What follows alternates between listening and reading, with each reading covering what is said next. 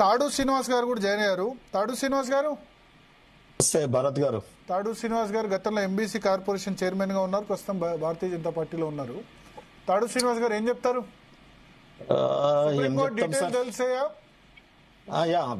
Dismiss అయింది మొత్తం petition. Interim order మీద స్టే ఇవ్వడానికి నిరాకరించారు. స్టేని వెకేట్ చేయడానికి పోయినారు వీళ్ళు. ఇంట్రీమ్ అప్లికేషన్ మీదనే పోయినారు వీళ్ళు. ఎందుకంటే ఇక్కడ మెయిన్ కేసు రేపు 6 వాళ్ళు టైం ఇచ్చినారు కదా ఇక్కడ కౌంటర్స్ వేయడానికి. ఆన్ మెరిట్స్ అక్కడ డిస్పోజ్ అయినాక రండి కానీ ఇది ఎట్లా పోతారని అన్నారు. అందుకే మేము మొదటి నుండి చెప్పినాం.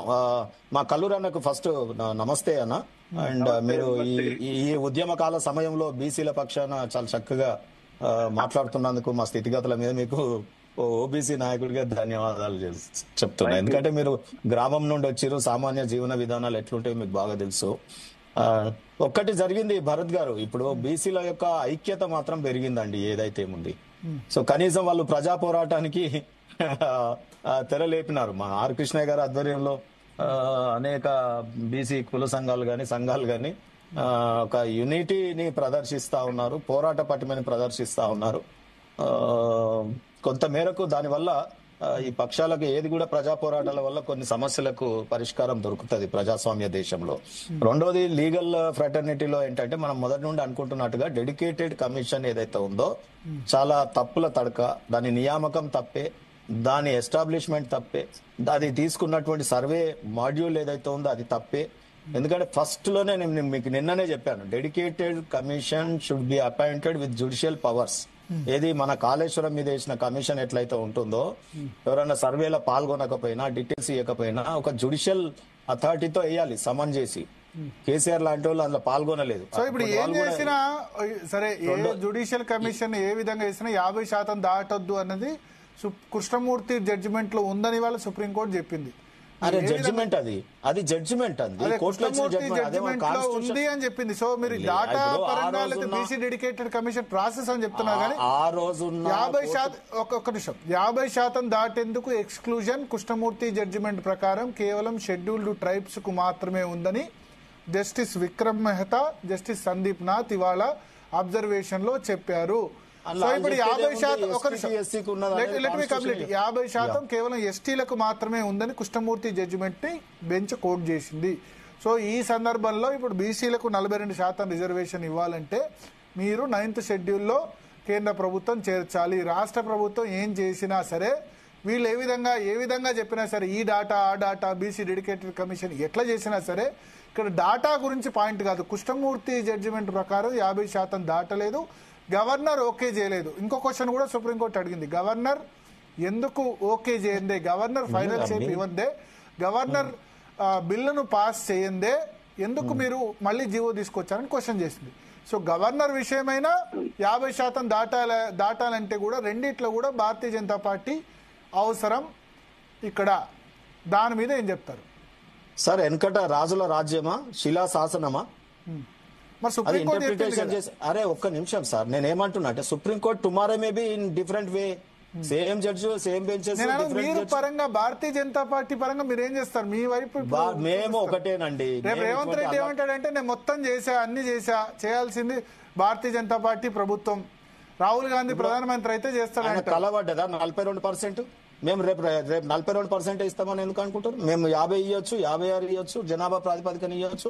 సెన్సస్ అయినాక ఏమైనా చేయొచ్చు. ఆ రోజు ఉన్నటువంటి స్టడీని బట్టి, ఆ రోజు ఉన్న సెన్సస్ ని బట్టి, ఆ రోజు ఉన్న ఆర్థిక పరిస్థితులను బట్టి, ఆ రోజు వాళ్ళ స్టేటస్, సోషియో ఎకనామిక్ బ్యాక్వర్డ్నెస్ గురించి గతంలో కాంగ్రెస్ పార్టీ చేసింది. అదేమన్నా పనికొచ్చిందా? ఇవాళ వీలు చేసిర్రు ఏమన్నా పనికొచ్చిందా? చెప్పండి, మీరు ఒక్క దగ్గర పనికొస్తుందా?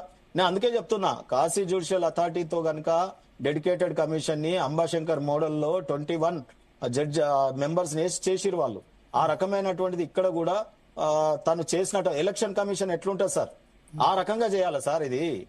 సో అటువంటి కమిషన్ కాదు ఇది. డెడికేటెడ్ కమిషన్ ఏదో సింగిల్ మెన్ తోని బీసీ వెల్ఫేర్ జీవోతోని చేసిండు ఫస్ట్, తర్వాత G8Kలో ఒక జనరల్ జీవో ఇచ్చారు, అది కాదు కదా.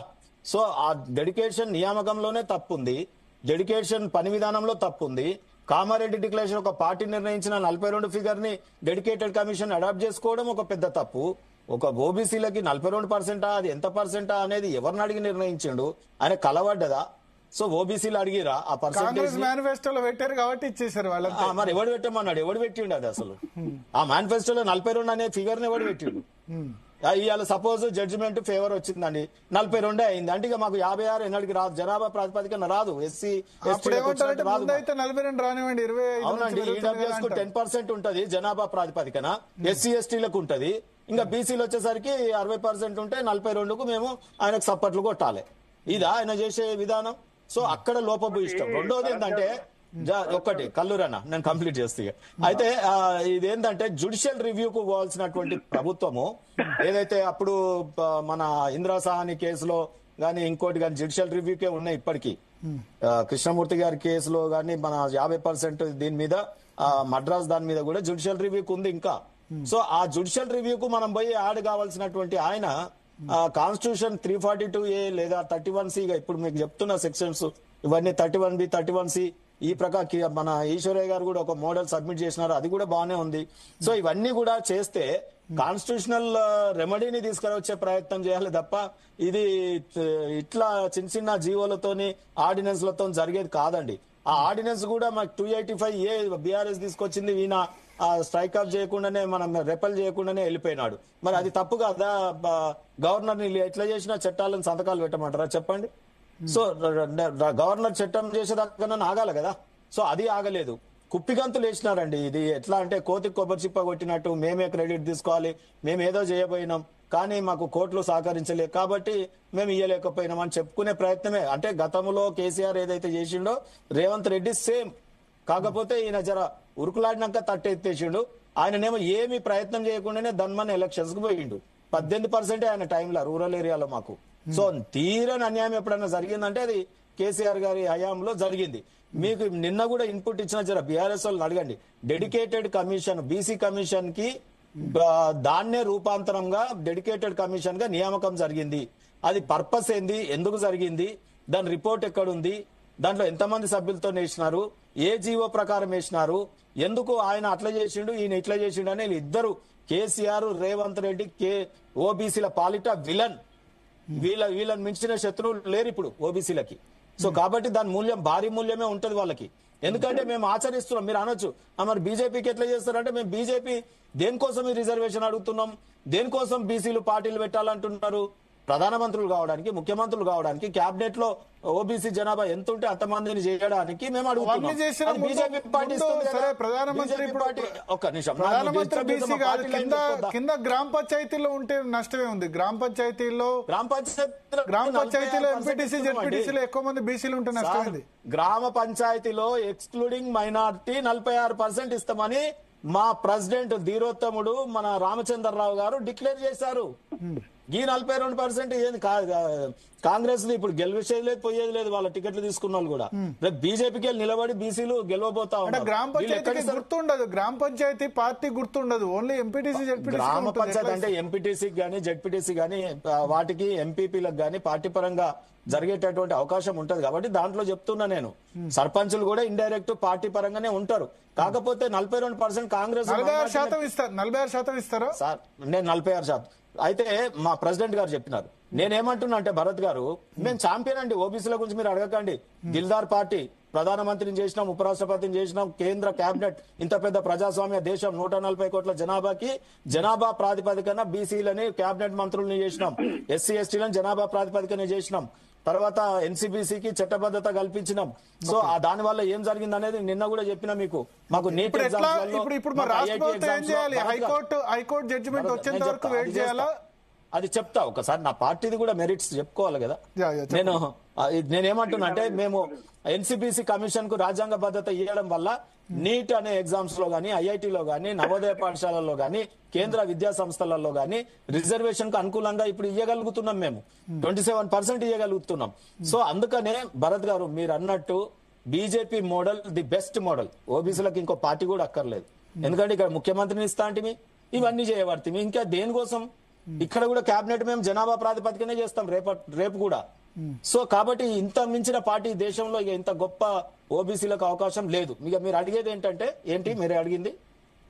అదే ఇప్పుడు ఏం చేయాలి రాష్ట్ర ప్రభుత్వం? మరి ఎలక్షన్ రాష్ట్ర ప్రభుత్వం ఏం చేయాలంటే అన్ని వెనకకు తీసుకొని సప్పుడు గవర్నర్ గారి దగ్గర ఉన్నటువంటి ఆ బిల్లుని 285A ఆర్టికల్ రద్దు చేసుకోవడమా, రెపల్ చేయడమా చేసి మళ్ళీ రీప్రాసెస్ డెడికేటెడ్ కమిషన్ మళ్ళీ నియమించి మా అందరితో ఆల్ పార్టీస్ తో ఆల్ కుల సంఘాలతో చర్చలు జరిపి ఆ త్రిబుల్ టెస్ట్ ఏదైతే ఉందో దానికి అనుగుణంగా కేటగరైజేషన్ ఎంబీసీలని సంచార జాతులను యాడ్ చేసి కనీసం చట్టం ఒప్పుకోకపోయినా సింపథెటికల్ ఆర్డర్స్ అన్న హైకోర్టుకి వెళ్ళి తీసుకునే అవకాశం ఉంటుంది. ఎంబీసీలు అయ్యా సంచార జాతులు ఇప్పటి వరకు సర్పంచ్ కాలేదు, వార్డు మెంబర్ కూడా కాని కులాల సంఖ్య ఎన్నున్నాయో వారి ముందు చెప్పి ప్రజెంటేషన్ ఇస్తే గనక ఇది పొలిటికల్, ఇది ఆన్ మెరిట్స్ కాదండి, ఎడ్యుకేషన్ కాదు, ఇది ఒక ఉద్యోగం కాదు, ఒక మెరిట్స్ మీద పోవాల్సిన అవసరం లేదు. ఎందుకంటే ఇప్పుడు గన్ని యూనివర్సిటీలు పెట్టిన మల్లారెడ్డి ఆయన కాలేదా, ఎంపీ కాలేదా, మంత్రి కాలేదా?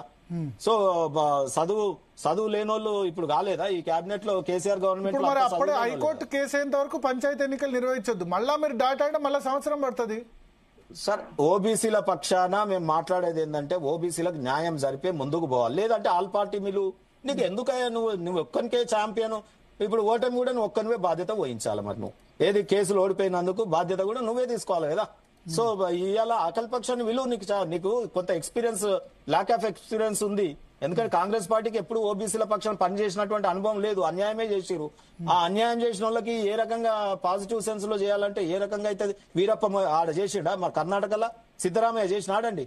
మొదటి సర్వే బుట్ట దాఖలు చేసిరు 500 కోట్లు ఖర్చు పెట్టి, మళ్ళా ఇప్పుడు సర్వే చేస్తున్నాడు ఆయన. గాయన కదా ఇక్కడ పెట్టింది కామారెడ్డి డిక్లరేషన్, అంటే ఇన్కాంపిటెంట్ పర్సన్ తో కామారెడ్డి డిక్లరేషన్ పెట్టిరు. వీళ్ళు మేనిఫెస్టోలో ఎంబీసీ మినిస్టర్ కేటగరైజేషన్ తో ఎన్నికలకు పోతామన్నారు.